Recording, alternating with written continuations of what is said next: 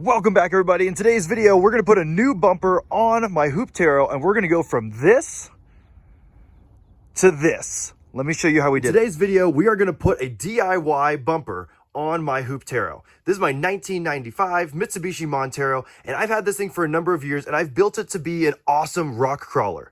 However, one of the things I did when I did my body lift on it, there's a 2-inch body lift on it, is I just raised up the stock bumper because I wanted to just run it for as long as I could because I knew I could bump it into rocks and stuff. But now the time has come to upgrade, and so what I did is I contacted the guys at Adventure Driven Design, and they sent me out this. This is their Gen 2 Montero weld together bumper kit. And this thing is awesome. I've been eyeing these for a little bit, and I thought if I ever make one, I want to go to this.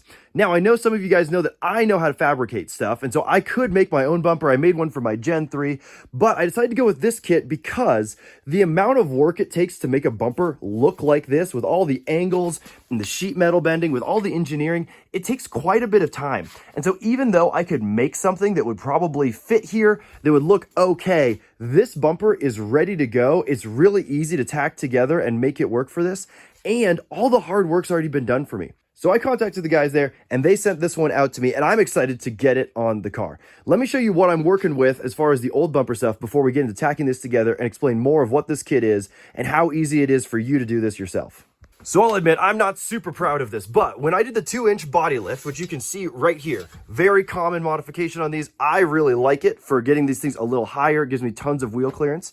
However, I wanted to make sure the bumpers would fit, and so I took the original mounting hole right here, and I just measured 2 inches up, and I welded on this little guy right here. And although it's pretty sturdy, in a crash, this thing's probably just gonna buckle, right? And so the point of this wasn't necessarily to be real safe. I trust the crash structure up here of the frame and everything, but I just wanted to put something here to make it look normal. And so that's what I did until basically I ripped apart the stock bumper, wheeling it, bumping it into rocks and stuff. And so it was time to upgrade. So that leads me to the Adventure Driven Design kit. Now, this is a 5-part kit. And so you've got the center section right here, and then you have 2 wings, as you can see there, that come apart. And that's going to be on, obviously, above the wheels. This is going to be in the middle. And then you've got these 2 mounting brackets. And he's already labeled them for me. This one's going to be on the driver's side, and this one's going to be on the passenger side. And so what I'm going to do is I'm going to walk you guys through assembling this and putting it on my car. The nice thing with a weld together bumper is I can actually modify some of this stuff as I go to make it fit my specific vehicle, right? So instead of just getting a kit, bolting it up there and saying, oh man, the body lines aren't quite right, I can actually move things around to get it just right for my car. So I'm super eager to get this installed. So I'm going to set up a time lapse and show you guys what it looks like to get this mounted to the car.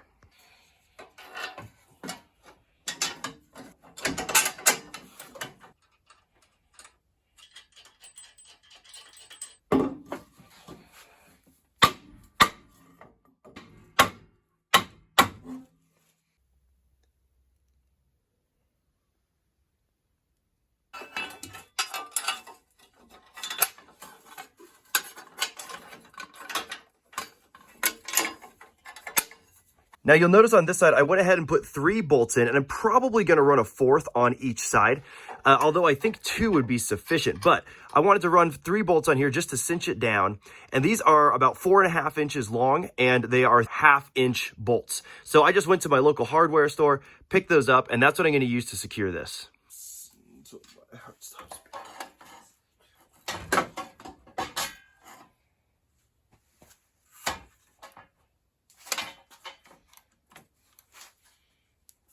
So now that I've got these side mounting plates bolted up, I've attached the middle section. Now, the interesting thing about the middle section is it's tabbed, which is super nice because getting this all straight and true is really annoying.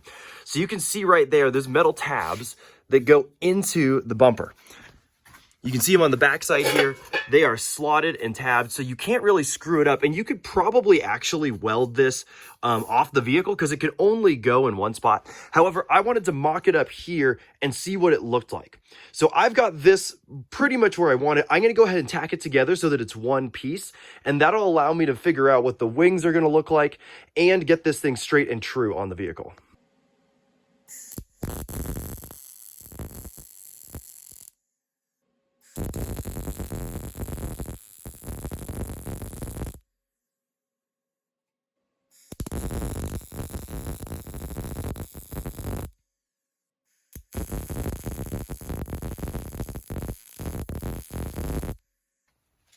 All right. Went ahead and did a quick tack on these just to make sure they were going to hold in place. I went ahead and did a pretty burly tack on here just because as I put pressure on this, I don't want it to flex and move. I want it to hold together. However, if I need to bust those apart, I still can. So now what I'm doing is I'm leveling out the bumper with the ground. This is the stock height. This is the height that I want it at right now. And so I'm making sure that this is level. And then I'm going to cinch these bolts down so that it's held right where it needs to be so that I can mock up the sides.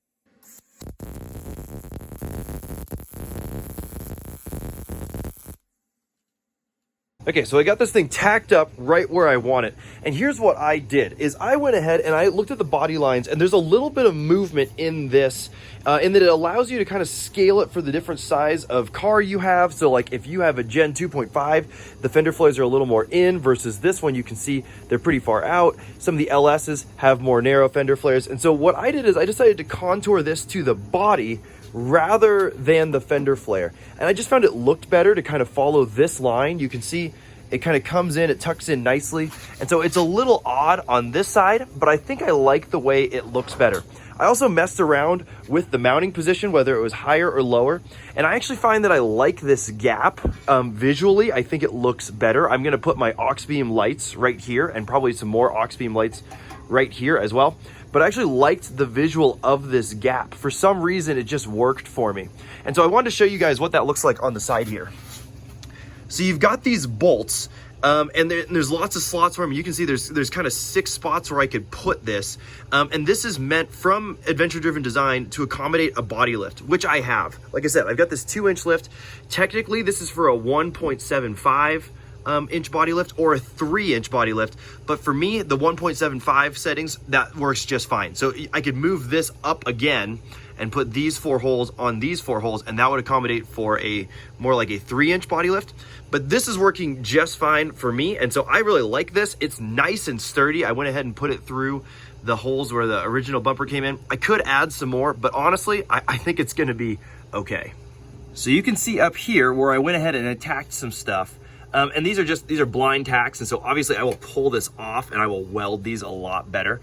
But you can see I tacked it up here to make sure that it wasn't gonna move on this side, and then I came around the front and I also burned it in right here. And I went ahead and put a couple tacks because this piece has some flex to it and this piece has some flex to it. And so I wanted to make sure that both of them were attached. That way I could get my measurements correct. So what I did is I squared this up to this body line. That way I knew that this distance was gonna be the same all the way across. So rather than make it level, I went ahead and I squared it to the body because the body might be off a little bit and I'd rather have it look right on the body than say, oh, it's technically level, but it looks off.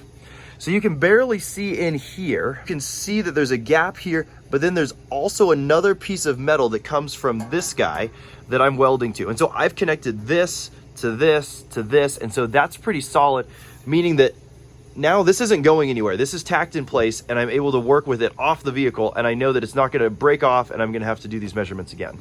Before I mentioned that I've kind of pulled this in, I wanted to show you guys what that looks like over here. You can see there's actually a 2-inch gap right here. So there's 2 inches of space that's empty underneath this before it hits the mounting point. And that's true on both of these sides here. And like I said, I slid that in so that it would be a little more narrow on the body, that would fit the body lines. And I like the way it looks. And I just slid it till the point where it hit this right there. And so it's even on both sides. And my plan right now is to actually take some measurements and cut this 2-inch strip out of this so that it mounts up flush. And so I'm gonna come in with an angle grinder and very lightly score this so that I'm able to take it off, and then I'll be able to weld right on the inside of this rather than having this kind of hidden gap right here. That'll help with strength, but also it makes sure that crap doesn't get stuck in there.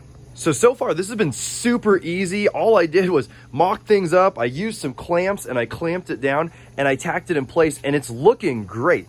I'm really satisfied with the design of this bumper. I think it looks aggressive. I love that it matches the body lines. Like, I think this angle right here, it shows off a ton of tire.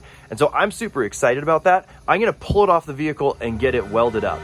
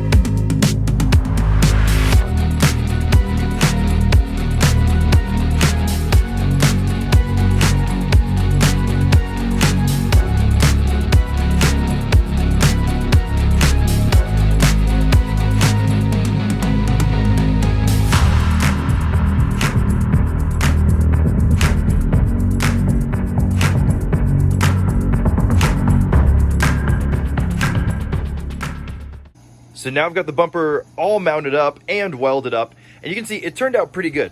One thing that ADD talks about is only welding on the backside of this so you don't end up with this bead on the front. I knew that that was going to be an issue, but I'm not really worried about it. Now that I have it on the car though, you can see I did some welding over here, and I did a little more like tack welding, and it looks way better. It needs a little bit of a grind down, like it's a little rough, but there's just way less material. You can see the penetration was really good, so that's like really solid. But I'm trying to figure out, I know that I want to use a flap disc and I want to sand this down. Just this transition area, there's a lot of weld right here. And even though I'm going to cover this in bed liner and it's not going to be that obvious, I just don't like this. I think this smooth transition in here would look a lot better. Probably a smooth transition here. And then obviously I'm going to have to leave this. I'm not going to be able to grind that down. Well, I could grind it down, but I'm not going to like the way it looks. I think I'd rather leave that. So I think I'm going to pull this back off, and I'm going to take a flap disc and I'm going to grind this down and smooth out these transitions here on the top. And I might even hit those corners.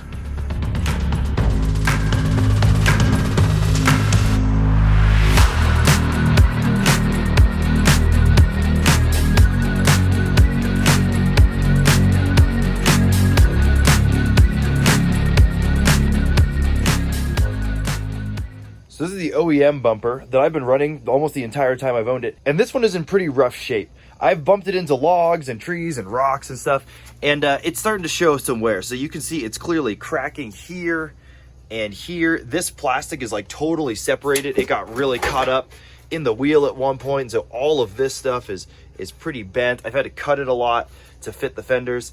And then you get down on the backside here and you can see even more cracking over in this area. And so it was really just falling apart. Also, you could see, I mean, this is pretty flimsy. Like, this is just a little bracket. It's thinner than 1/8 of an inch.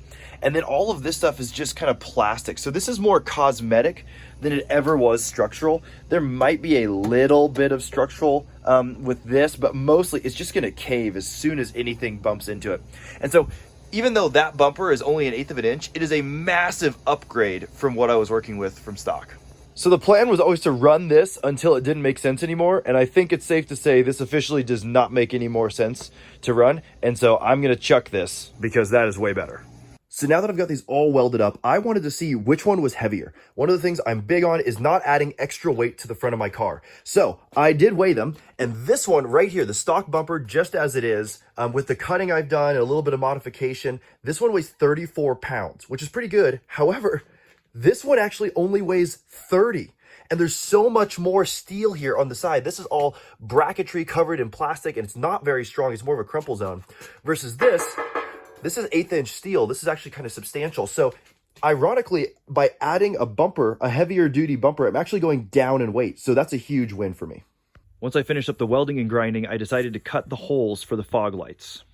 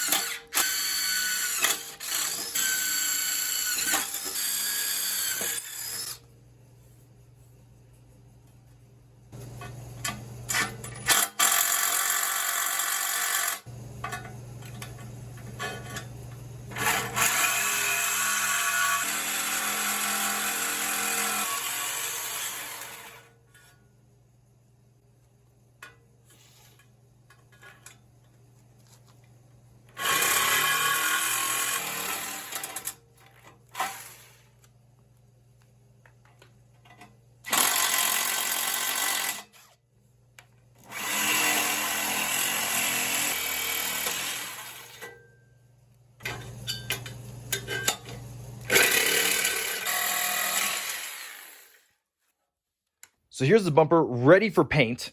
And I went ahead and I cut out these flush mounts for the lights. And I ran into a little bit of an issue with these. You can see it really clearly right here. You can see these are flush mounted. So it's supposed to like cover up the hole that's going in, but that's a really thin corner. And so it's really hard to cut that, especially in a straight line, in a way that doesn't expose the corner. And so if you feed this guy through here, if you get this light in here, you can see it sits down in there pretty well. But if you look right here in the corners, you can kind of see that a little bit is exposed. And I'm not super worried about that. Once I put some bed liner on it, it'll hide it pretty well. It won't be so obvious. But as you can see, the lights look pretty good there. So they just hide back in there. The whole body of the light is back inside the bumper, and then it'll just bolt together. That'll give me a nice shine down into the ditches when it's more foggy.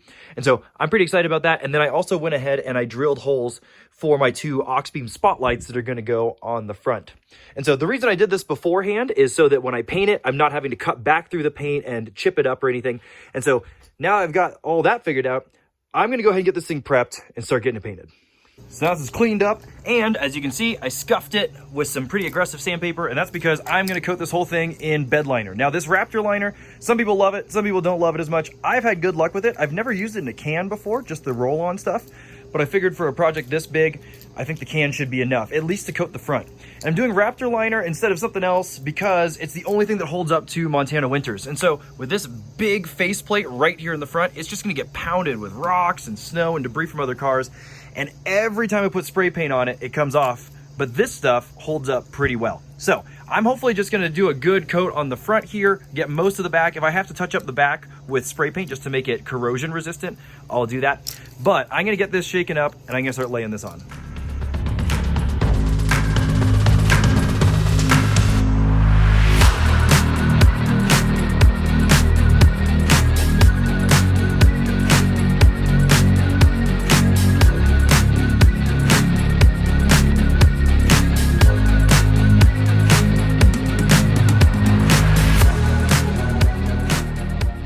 So the first coat is done drying and I've tipped it up on its face so that I can get these spots that I missed just the way I had it positioned. I wasn't able to hit that. But now I'm gonna go ahead and hit that, and I'm gonna flip it back over while I do my second coat so that hopefully all of this can be covered but also dry well. As you can see, it turned out pretty good. I like this because it hides a lot of stuff. You can kind of see, like, it just makes things blend really well. And so some of the imperfections in my welds and whatever, you're not gonna see as much because it has this texture, and it's also really hard. So I'm gonna throw another coat on this and then let it sit overnight and cure.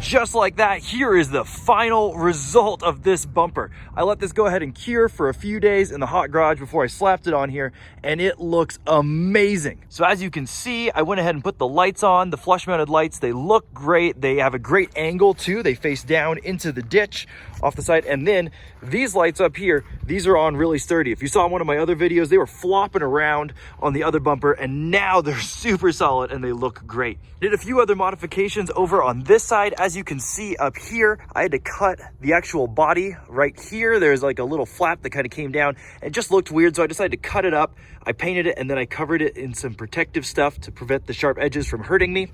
And as you can see here, I really like the way this is tucked in. So it comes and it lines up with the body, and so the fender ends up sticking past it a little further, but it just looks great. I love that this bumper was made for this car. It just really completes the look. So now the bumper is done, I wanted to wire up these lights in a way that's really user-friendly and easy for me. So let's go inside and I'll show you what I got to hook that up. So now I'm inside the vehicle, and once again, I hit up Auxbeam and asked them, hey, could you guys send me out one of these switch panels, because I have one in my Gen 3 and I absolutely love it. If you guys aren't running one of these and you've got a bunch of switches all over that look something like this, you guys have got to switch to one of these. It is way more slick, way easier for installation, and it's got a lot of good features on it. So this one you can see, I just installed it with some double stick tape right here to my shift cover. And it's really solid on there. It's not going anywhere. And in the park mode, this shifter is kind of in the way. It's hard to get to it. However, you'll never really use it in park. And so when you turn on the key, put it into drive, now I have really easy access to all of these. And I went ahead and I labeled a few of them. I've got some plans for this. So I've got my bumper lights. That's going to turn on those big spotlights in the front. And these are my fog lights. And so I can turn those on. I'm also going to move my air compressor and my front locker switch. Going to power up or do the underglow from here. And then this one I'm not 100% sure what I'm going to do with, but I have 6 options. So that's really nice. One of my absolute favorite features about the Auxbeam switch panel is that this is all you run into the cab. This one wire, and then this control unit has all these switches on it and whatever, and then this goes out underneath the hood, and so you don't have to run a ton of wires in and out of the cab. You don't have to have a huge hole in your firewall. This is it. So let me show you what it looks like underneath the hood that controls this whole thing. So excuse the mess of wiring. I'm actually in the process of rewiring most of my accessories here, and so it's gonna get a little cleaner than this. But in the meantime, here's my accessory switch block. That's gonna go into 2 different things, to my auxiliary battery as well as this Auxbeam, what I call the brain. So this is the switch assembly. If you pop this off, you have all of these different panels. So here's your positive and your negative straight off the battery. Here's your trigger wire so that when you turn on the key, it activates all of this. And then this guy right here, that's what plugs into that switch panel on the inside. So this is the only cable going inside. The rest of these wires, this is the high beams. These are the fog lights. And then as you can see here, I can wire in all sorts of other stuff like my lockers, like my underglow. And so that's what the panel looks like here. This is super slick. I just have it mounted to a bracket here on the side. It's really secure. It's up out of the way. There's not a ton of room in this engine bay for more stuff. And so I was thankful that Auxbeam provides these little brackets. I've modified this one a little bit to fit into my application, but it's so nice that all of the hardware is on the outside and that switch panel is the only thing on the inside.